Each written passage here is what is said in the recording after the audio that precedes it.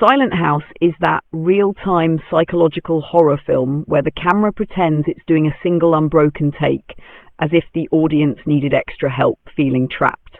Elizabeth Olsen spends the whole movie wandering around a creepy lakeside house while reality gets bendy and your trust in what you're seeing erodes faster than your patience with humanity's obsession with haunted real estate. Silent House isn't exactly subtle, but it likes to pretend it is.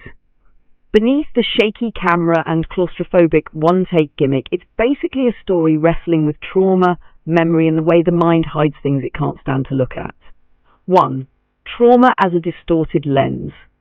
The film treats trauma like a funhouse mirror that warps everything you see. The house isn't just a location. It's basically the inside of Sarah's mind, full of locked rooms, dark corners, and memories that want to stay dead. The collapsing boundary between real and hallucinated events isn't a trick on the viewer. It's the story's way of showing how trauma fractures perception. Not exactly cheerful, but it's coherent. Number 2, the illusion of safety. The home is supposed to be safe, right? The film laughs at that idea. The house is rotting, boarded up, and isolating. Every time Sarah tries to find refuge, the house betrays her. It's almost desperate to make the point that danger doesn't always come from outside. Sometimes it's baked into the walls. The 3, repression and its consequences. The narrative basically crawls toward the realization that Sarah's memories have been shoved into a mental basement. Repressed trauma in the film isn't quiet. It claws its way back up, demanding attention.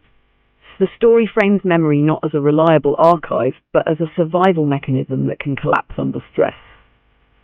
4. The observer problem.